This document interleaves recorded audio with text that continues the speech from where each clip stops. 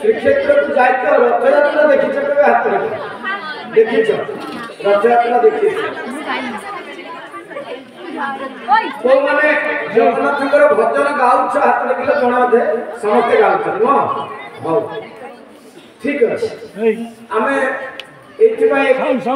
गोटे कथा आरंभ करवा जितेबले 1972 मसीह गोटे घटना आरंभ करवा जगन्नाथ कथा है 1972 मसीह स्वयं जगन्नाथ सबुबले लीला प्रकट करती बोली समस्त को आउ थे जनईदे पिला माने टिके शुणी दियो महाप्रभु कौन करछंती से वर्ष मु दुईटी पूरा सत्य एबेका कहानी कहूची 1972 मसीहा माने जगन्नाथ बेसी पुराना नुह 72 मसीहार रथयात्रा आयोजन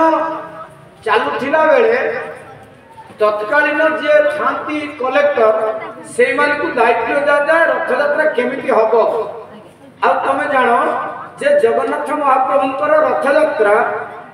प्रस्तुति पर्व कौ दिन हुए ना जो दिन ए रथयात्रा सरीज परदिन आउ थे बुझिल शुणुता टे मन दे तो सेत जे अधिकारी थिले से अधिकारी जनक कहले बाबू लोक तो बड़ लोक मुख्यमंत्री दफ्तर खबर आसी जे रथयात्रा रथ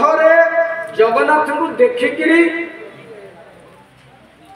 रथ जगन्नाथ को देखिकी से दिल्ली जी मीटिंग पे तमें मो सहित टे इंटराक्शन कले भल हम एक कथा अधिकारी मुख्यमंत्री को कहले जे आपण जमा व्यस्त हूँ मु डट 9टा बेले पहुंची सारिदेवी 9:30 मु ठाकुर को बसईदेवी कौटी रथ बसईदेवी रथ आमर जस्ट गड़ा आरंभ हो आप दर्शन करके पलैबे 10टा 11टा भितर किए कहते से अधिकारी जनक कहते मुख्यमंत्री खुशी होगले अधिकारी एपटे मीटिंग नहीं चलिए सब सेवायत मान डाकी समस्त कहले आम जगन्नाथ को लेकर पलैबा हाँ आम रथ उपर बसईदबा आम शीघ्र टाणीद मुख्यमंत्री देखिक खुशी हो आम उपर बाहा बाहा कहे किए कहते कथा अधिकारी कहते ए कथा शुणिले सबू है किंतु तुम जाच मन देकर शुण जगन्नाथ रथ को कौन सी मुहूर्त भी ए मनीष मैंने टाणीबार चांस ना मनीष मैंने रथ टाणीदेवे टाणी पारे तुम केतबले देख जदि तुम सौभाग्य थाए रथ दौड़ी टे छुई दे बड़ भाग्यर कथा हाँ कि नहीं रथ दौड़ी छुईदेले बड़ भाग्यर कथा तो रथ को टाणीबार आम एड़ी मोटा दौड़ी जनक ना शंखचूड़ जनक ना बासुकी दौड़ीर ना नाग साप छुईबार आम बल ना भगवान नंदी गचर कौन कर दौड़ी कर साप मान कहले तुम्हें मत टाण है तो जगन्नाथ एति कथा सैला तो से दिन सका सका पूरा पहंडी विजय होगला फास्ट किए दिने रथ को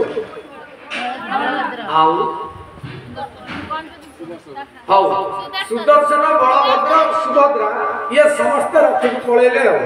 कौटी गले रथ को पलैले रथ खड़ा भूमि ऊपर रथ को चढ़ा गोटे सीढ़ी अच्छी ना हूँ चारमाल कौन ता ना मो पाइना किए रही खाली जगन्नाथ टेकी नहीं किए कहले तमें जान जगन्नाथ कौन से सेवक जनक ए अधिकारी जनक एकदम खुशी था पिला माने आश्चर्य हो शुणिले से चारमाल जो ताल काठर या ताल गच जान तो ताल गचर काठर या जगन्नाथ चढ़ू था चढ़ला बेले जगन्नाथ निजे चढ़ती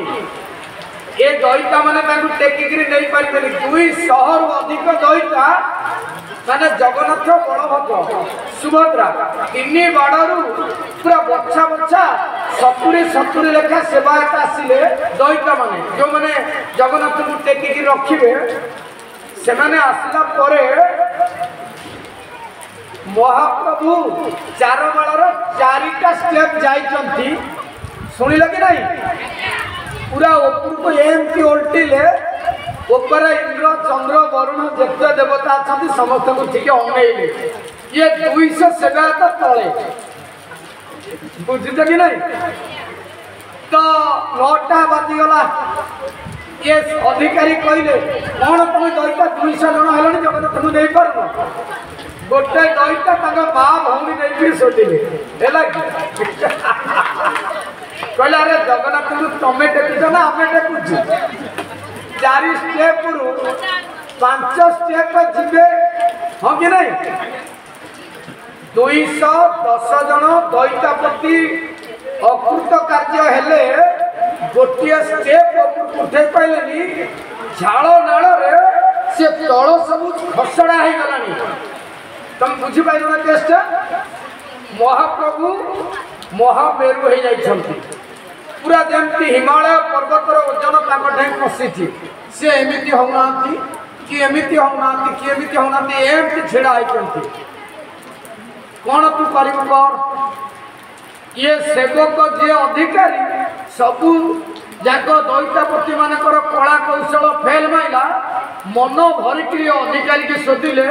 कहले तो जगू जगन्नाथ उठुना तू भूल मार सी तार जो इन कर चैन हेटला ता पैंट भीतर सार्ट फाड़ा हाथ जोड़ा जगन्नाथ शुणिले कहले एगुड़ा हो पार बुझिल कि नहीं कहला से गाड़ी खिया ठाकुर से माड़ खिया ठाकुर तू तागे गर्व सही करदेलु जगन्नाथ महिमा बहुत पुराना भजन कृष्ण दास बोली जने भक्त लिखी जगन्नाथ महिमा समस्त मो सहित जगन्नाथ महिमा माड़ी माड़ 100 गाड़ी 100 आहा माड़ 100 गाड़ी 100 नाई जमा गाड़ी माँ जगन्नाथ महिमा जगन्नाथ महिमा जगन्नाथ महिमा बोलो भगवान जगन्नाथ की जय भक्तवत्सल दीनबंधु की महाप्रभु जगन्नाथ कौन कले ना गर्व सही सांगे सांगे रागिकी पंचम क्या ये मैंने समस्त कहे ये तुम द्वारा काम नुह जाओ गजपति को डाकिक आण गजपति पंडित राजगुरु जाकि गजपति को खबर देले समस्त जानवा दरकार गजपति एवं किए अच्छा पिला माने गजपति प्रथम वर्ष से वर्ष बुझीपार कि नहीं प्रथम वर्ष से जीवे कौटी पहरवा ये महाप्रभुंकर दया ठाकुर कहले 4 द्वार मेला 24 प्रहर खोला आम जो 4 द्वार अच्छी पिला माने गोटे हूँ सिंह द्वार तार ठीक विपरीत हूँ व्याघ्र द्वार पूरी जाइए बाघ आ सिंह को देखिए थर जाए जो सिंह अच्छी जे लेफ्ट अच्छी तार राइट हाथ एमती अपेक्षा करी भक्त आसर इे सी रामानंदी तिलक लगे मुंडे गोटे चंदन टीका अच्छी बनर जंगलर राजा जगन्नाथ मंदिर आगे द्वारपाल होकर बसी कहूँ ये मुझे नुहरे बाबा ये मो पर आ गए सिंह राजा अच्छी हाँ ना रे कालिया सिंह मुझा द्वारे रही जिते बड़े मो छुआ मैंने आसवे भक्त मैंने आसवे मुझे आशीर्वाद कर डाके भितर को एपटे गोटे सिंह सेपटे गोटे सिंह पूर्व द्वार कथा कहूँ ठीक तार विपरीत द्वार हूँ बाघ द्वार ये पूर्व है विपरीत कौटा पश्चिम द्वार 2टा बाघ अच्छा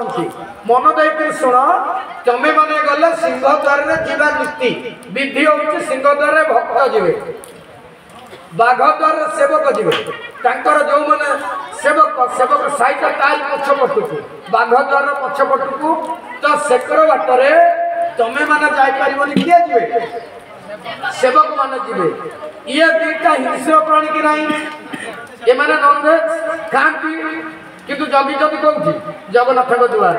कहले तुम जदि जीव नॉनवेज आउ खाइबनी आमे खाइछु बोली तळे पड़ी देखि पारुन ताकु देखे तुम नॉनवेज खाइछि भितर जाना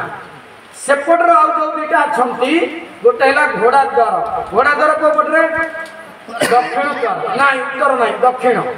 दक्षिण द्वार दुटा घोड़ा अछि देखिछ कि देखिनो से घोड़ा दुटा ऊपर कालिया बलिया बसी छंती आ आश्चर्य कथा कोन जानिछ धला घोड़ा ऊपर कला ठाकुर कला घोड़ा ऊपर धला ठाकुर से दीटी रंग अलग ये बागर हलदिया सिंगर हलदिया ये जो दीटी गले घोड़ा द्वार अश्वद्वार दे राजा गजपति जीवे कोठी मंदिर दर्शन करिया को रानी जाई परिबे से जीव अश्वद्वार दे से माने पूर्व द्वार जीवेनी तमे देखिथिबो जेतबेले राष्ट्रपति आसिले सिंहद्वार पर्यंत गजपति गले जाइकि सिंहद्वार ऊपर से गले रही गले कहीं ना से द्वार तांकर न से साधारण भक्तंकर द्वार एबे हमें को द्वार कहले दक्षिण द्वार किए जीवे राजा जीवे राजा नगर लोक माने जीवे ठीक अछि भीतर को गला परे सेपट द्वार उत्तर द्वार ये दक्षिण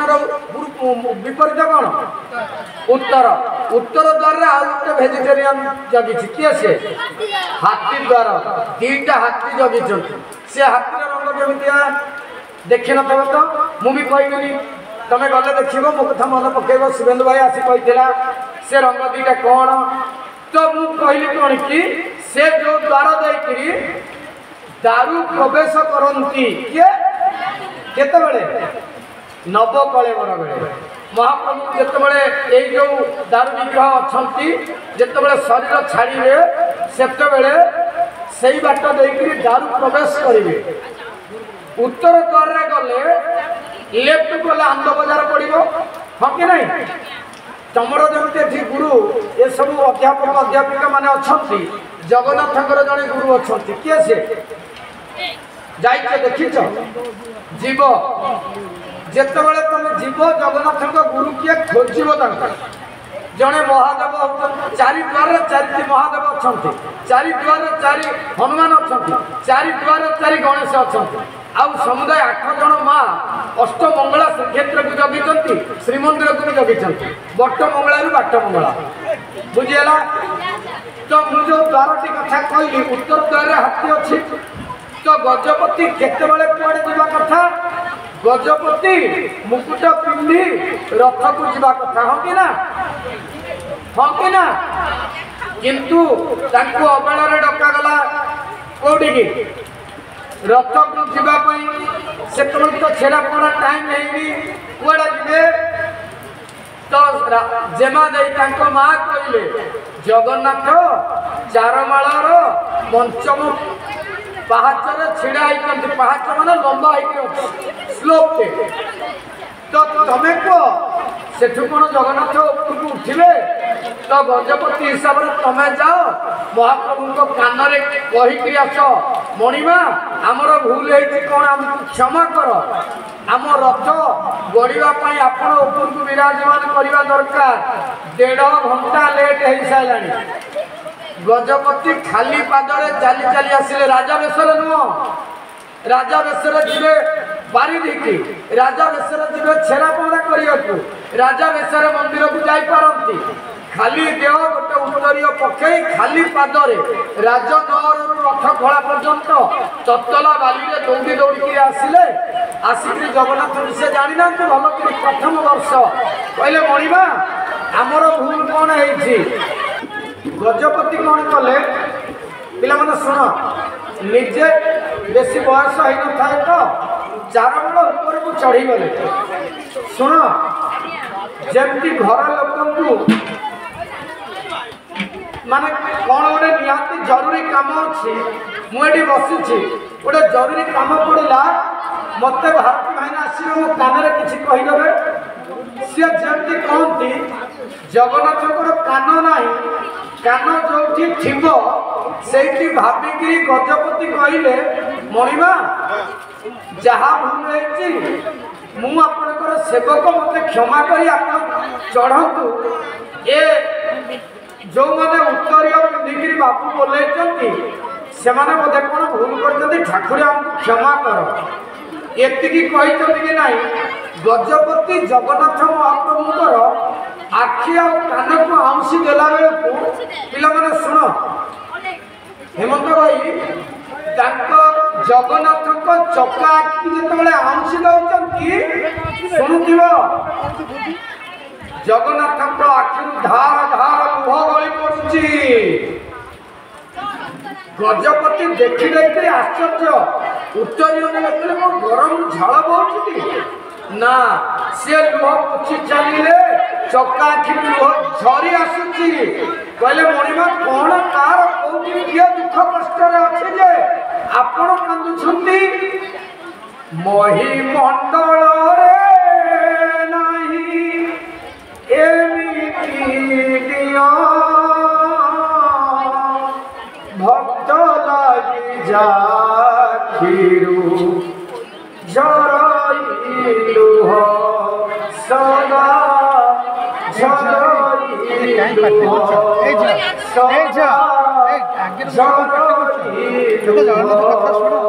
बोल भगवान जगन्नाथ स्वामी करो पिला माने तम माने छोट पिला किंतु तुमको कथा केते दूर कहबा ठीक कि भूल महाप्रभु कांदुछंती गजपति देखी दे गजपति को आखिर आउ हरइलानी समस्त भक्त मंडली को कहले समस्त हरिबोल हुड़हुड़ी दियो कोठे ना कोठे गोटे भक्त कष्ट पाउछि बोली मो महाप्रभु आज कांदुछंती महाप्रभु कांदु कांदु हेकरी जाइकरी रथ चकड़ारे जो चकड़ारे बसिबा कथा सेति उठिकरी पळैले एपटे गजपति घर को सेतबेल जहाँ टेलीफोन व्यवस्था थिला से फोन रे जड़े कहते आज्ञा गजपति महाराज कहते ना हाँ ना ब्रह्मपुर पोलसरा आड़ को आसला बेल को जगन्नाथ रथ यात्रा देखा किसी भक्त माने आसुथिले ट्रेन एक्सीडेंट किसी भक्त इंजियोर्ड होती किंतु समस्त भक्त आसंता घंटे 1.5 घंटा भितर रथ पाखे पहुंची जिबे से माने पोलसरा छाड़ी देलेनी सेथिपाई मु आपको जणैनी कि रथ टणा हेलानी कि नाही जदि रथ टणा हे जाइथिबो ए भक्त माने गला परे महाप्रभु को रथ टणा देखि परिबेनी सेथिपाई पचारुथिली रथ टणा केते बाट जाईछि गजपति कांद कांद वृद्ध स्वर रे कंठरे ओठरे आहा हृदय ओह कहीकि कहले नाई नाई जो भक्त माने अछंती जो भक्त माने आसुछंती तांको पई भगवान अपेक्षा करी एठी 210 दैता को पानी पेई साइलेनी एठी पदाधिकारी रो गर्भ चूर्ण करि साइलेनी एठी नंदिनी सतपति करो प्लेन टिकट कैंसिल हे साइलेनी जगन्नाथ एतिक असुविधा रे एमानक पकई पोलसर रे आसुतिबा भक्त मानक पई अपेक्षा करि छंती नंदी घोषरे आ सामने गाइथिले सेदिन कौन गाइथिले जगबंधु हे साई जगबंधु हे साई तापर पद कोन पिला माने तुम्भ श्री चरण बिनु अनगति नाही तुम्भ श्री चरण बिनु अनगति नाही मोह जीवा जाए नंदी घोषे थिगरई मोह जीवा जाए नंदी घोषे थिगरई जय जगन्नाथ ठाकुर पिला माने महाप्रभु जगन्नाथ से दिन सालबेग को सालबेग 1000 पहाड़ खाई विरोधी सेनार लोक मैंने हाणी लुहाण कर देह सारा रक्त पादरे बल ना कि मनरे बल ना कि देहरे बल ना आउ कहले ठाकुरे मु रथरे तते देखिनी कारण मुसलमान गली तो मंदिर को जीविनी मते मना तू रथरे थिबु मु जाउची तो पाखकु आउ पिला माने बाट केते जते बेले पसरा जाए भक्त को भक्त उत्तर देले 750 कोश दिगति सुनाई महाप्रभु को भक्त निवेदन करिछि कि ठाकुरे ମୋ ପାଇଁ ବାଟ ଦେଖାଯାଉନି, କୁହୁଡ଼ି ହେଇଛି, କୋହଲା ପାଗ। ଆଉ 750 କିଲୋମିଟର ମାନେ 750 କୋଷ ମାନେ ଏକ କୋଷ ହେଉଛି 1.57 କିଲୋମିଟର, ମାନେ 1.5 କିଲୋମିଟର ଅଧିକ ଯଦି ହୁଏ 750 କୋଷ କେତେ ଦୂର ହବ? ସାଲବେଗଙ୍କ ଲେଖନୀ ଆଉ ମନ କାନ୍ଦି ଉଠି କହୁଛି, ଠାକୁରେ 750 କୋଷ ଦିଗ ଦିଶୁ ନାହିଁ। ଆଉ ଖାଲି ସେତିକି ନୁହଁ, ମୋହ ଯିବା ଯାଏ ନନ୍ଦୀ ଘୋଷେ ଥିବୁରହି, ମୋହ ଯିବା ଯାଏ ନନ୍ଦୀ ଘୋଷେ ଥିବୁରହି। କିଏ କହିଲେ? ସାଲବେଗ କହିଲେ। ତ ଭଗବାନ ଜଗନ୍ନାଥ ରଥକୁ ସେଇଠି ଅଟକେଇ ଦେଲେ। ତମେ ଜାଣିଛ, ସବୁ ଭାଇମାନେ, ସବୁ ମା ମାନେ ଶୁଣନ୍ତୁ ଏଇ ପଦଟାକୁ। ଓଡ଼ିଶାର ଗାଁ ଗହଳିରେ ଚିର ପରିଚିତ ସାଲବେଗଙ୍କର ଏ ଭଜନଟି, ପିଲାମାନେ ତମେ ତାକୁ ଭାଇରାଲ କରିବ। ଏ ଭଜନଟି ଦରକାର ଅଛି, ଭାଇରାଲ ହବା। ଆମର ଗୋଟେ ଟିଭି ଆମ ପୁରା ତମମାନଙ୍କର ସବୁ କଣ୍ଠସ୍ୱର ସେ ନେଇଛି। ଜଗନ୍ନାଥ ତମେ ଯେଉଁ କ୍ଷୀଣ ସ୍ୱରରେ ଜୋର ସ୍ୱରରେ କହିଛ,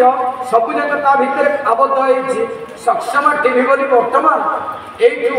କିଛି ସମୟ ଭିତରେ ତମେ ସାଙ୍ଗେ ସାଙ୍ଗେ ୟୁଟ୍ୟୁବରେ ଡାଉନଲୋଡ୍ ସବସ୍କ୍ରାଇବ୍ କରିନେବ ଏବଂ ସମସ୍ତଙ୍କୁ ବାଣ୍ଟିବ। ଜଗନ୍ନାଥ କଥା ଆମେ ବାଣ୍ଟିବା ଦରକାର କି ନାହିଁ? ଖ୍ରୀଷ୍ଟିଆନ ମାନେ ତାଙ୍କ କଥା ବାଣ୍ଟୁଛନ୍ତି, ମୁସଲମାନ ମାନେ ଯେଉଁ ଭାବରେ ଆସିଛନ୍ତି ସାରା ଭାରତ ବର୍ଷରେ ସେ ତାଙ୍କ କାମ କରୁଛନ୍ତି। କିନ୍ତୁ ଆମେ ହତଭାଗ୍ୟ, ଆମ ଜଗନ୍ନାଥଙ୍କୁ ଆମେ ବାଣ୍ଟିବା ପାଇଁ ଚାହୁଁନେ। ଆମେ ବାଣ୍ଟିବା ଉଚିତ କି ନାହିଁ? ଆମେ ଆଜିଠାରୁ ଶପଥ ନେବା, ସେ ଦିନ ଆସିଛି ଆମେ ଆଜି ସାଲବେଗ ହେଇଯିବା।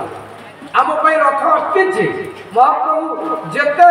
ମାୟାରେ ପକେଇଲେ ବି ଆମ ମୋ ଛୁଆ ଉଠୁନାହାନ୍ତି ବର୍ଷାରେ, ତେନ୍ତିକିରି ଜଗନ୍ନାଥ କଥା ଆମେ ଶୁଣିବୁ। କାରଣ ଜଗନ୍ନାଥ ଆଜି ଆମ ଗାଁକୁ ଆସିଛନ୍ତି, ଆମ କଲେଜକୁ ଆସିଛନ୍ତି, ଆମେ ଛାଡ଼ିବୁନି ସେ ସୁଯୋଗ। ଠାକୁରେ ତ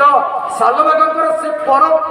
ସେଇ ଯେଉଁ ଶବ୍ଦରୁ ଜଣାପଡ଼େ 750 କିଲୋମିଟର ଦୂର। ଯଦି କିଲୋମିଟର ଦେଖାଯାଏ, ବର୍ଷ ହେଲେ ତ 900 ହେଇଯାଏ। 900 କିଲୋମିଟର ଦୂରରୁ ଗୋଟେ ଭକ୍ତ ଡାକୁଛି। ଯଦି ସେ ଚାଲି ଚାଲି ଆସେ, ସେତେବେଳେ ଶଗଡ଼ ଗାଡ଼ିରେ ଆସେ, ବା ଯଦି ଜୋରେ ଘୋଡ଼ାରେ ବି ଆସେ, 9 ଦିନ ରଥଯାତ୍ରା ଭିତରେ କେବେ ପହଞ୍ଚି ପାରିବ? ପହଞ୍ଚି ପାରିବ କି? ନା। ଆପଣ ଦେଖିବେ ସାଧାରଣ ଭାବରେ ଭଜନଟି ଏତେ ସହଜ, କିନ୍ତୁ ତା ଭିତରେ ବହୁତ କଥା ଅଛି। ସେ କହୁଛନ୍ତି ଶରୀର ତତ୍ତ୍ୱକୁ ଛାଡ଼ିଦେବା, ଛୋଟ ଛୁଆ ଅଛନ୍ତି ବୁଝିପାରିବେ କି ନାହିଁ? ସିଧା କଥା ତା ପର ପଦରେ ସେ ଲେଖୁଛି। କଣ ଲେଖିଛନ୍ତି ତା ପରପଦରେ ଜାଣିଛ ପିଲେ? କଣ ଲେଖିଛନ୍ତି? ସିଏ ସେଇ ରାତିରେ ଯୋଉଠି ଅଚେତ ହୋଇ ପଡ଼ିଛନ୍ତି, ମୋହ ଯିବା ଯାଏ ନନ୍ଦୀ ଘୋଷେ ଥିବୁ ରହି, ସେ ସେଇ ପଦରେ ସେ ଅଚେତ ହେଇଛନ୍ତି। ଆଉ ମହାପ୍ରଭୁଙ୍କ କାମ ହେଲା ଅଚେତକୁ ସଚେତ କରିବା। ଭକ୍ତ ପଡ଼ିଗଲା, ମହାପ୍ରଭୁ ସେଇ ରାତିରେ ତାକୁ ବଡ଼ଦାଣ୍ଡକୁ ଟେକି ଆଣିଛନ୍ତି। ନହେଲେ 900 କିଲୋମିଟର ଦୂର କୌଣସି ଶକ୍ତିର ସମକ୍ଷରେ ବାହାର ଯେ ଏ କାମକୁ କୌଣସି ଯୋଗିନୀ, କୌଣସି ଋଷି ମୁନି ନହେଲେ ସମ୍ଭବ ହବନି। ଇଏ ତ ଭକ୍ତଟିଏ ନା ଜଗନ୍ନାଥ, ଭକ୍ତ ରଙ୍କୁଣା, ଭକ୍ତ ବତ୍ସଳ, ଭକ୍ତ କାଙ୍ଗାଳ। ଯେତେ ସରଳ ହେଇଥିବ ସେତେ ସେ ନିର୍ମଳ ହେଇ ତମ ପାଖରେ ପହଞ୍ଚିଯିବେ। ତେଣୁ ସେ ଭଗବାନ ରାତିରେ ସେଦିନ ସାଲବେଗକୁ ନେଇଗଲେ ବଡ଼ଦାଣ୍ଡକୁ। ଆଉ ବଡ଼ଦାଣ୍ଡରେ ସେ ପହଞ୍ଚିକିରି ତତ୍କ୍ଷଣାତ୍ ସଚେତନ ହେଇ ଲେଖୁଛନ୍ତି। କଣ ଲେଖିଲେ? ରଥ ଚାରି ପାଖେ ଶୋଏ ମୁକୁତାର ଝଲମଲ ଦିଶୁଥାନ୍ତି ପ୍ରଭୁ ଚକାଡୋଳା, ଝଲମଲ ଦିଶୁଥାନ୍ତି ପ୍ରଭୁ ଚକାଡୋଳା। ଯେଉଁମାନେ ବୟସ୍କ ଲୋକ ଅଛନ୍ତି ମୋ ପିଲାମାନଙ୍କୁ ବୁଝେଇଦେବେ, ପିଲାମାନେ ଯଦି ବୁଝିଗଲ ଭଲ। 900 କିଲୋମିଟର ପରେ ସେ ପଦଟା ଆସିଛି। ମାନେ ଯୋଉଠି କହୁଛନ୍ତି 750 ଦିଗ ଦିଶୁନି, ତା ପର ପଦରେ କହୁଛନ୍ତି ମତେ ରଥଯାତ୍ରା ଦେଖାଯାଉଛି। ଆଉ ଠାକୁରେ ତମେ ରଥରେ ଅଛ, ମୁକୁତାର ଝରା ଲଗେଇଛ, ମତେ ସୁନ୍ଦର ଦିଶୁଛି ତମର ଚକାଡୋଳା, ମୁଁ ତମକୁ ଦେଖିପାରୁଛି ଠାକୁରେ। ଏ କଥା ଯୋଉ କବି ବା ଯୋଉ ଭକ୍ତ ଲେଖୁଛନ୍ତି, ତା ଅର୍ଥ କଣ? 750 କିଲୋମିଟର ଦୂରରେ ଥିବା ଭକ୍ତକୁ ମହାପ୍ରଭୁ ରାତାରାତି ତାଙ୍କ ବଡ଼ଦାଣ୍ଡକୁ ଆଣିପାରନ୍ତି। ଆଉ ସେ କଣ ଶ୍ରୀକ୍ଷେତ୍ରରୁ ଶୁଭେନ୍ଦୁକୁ କୋଠାକୁ ଆଣିପାରିବେନି?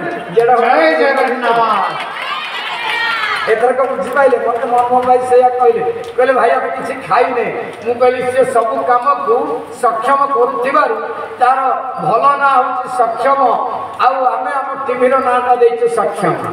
कहीं ना माँ मान को धरिया पड़ो माँ को छाड़े बुद्धि देखा जीवनी पिला माने आमे बंची थिला बेले आमर आमे बंची थिला बेले आमर सिंह द्वार मरीगले आमर स्वर्ग द्वार हाँ कि नहीं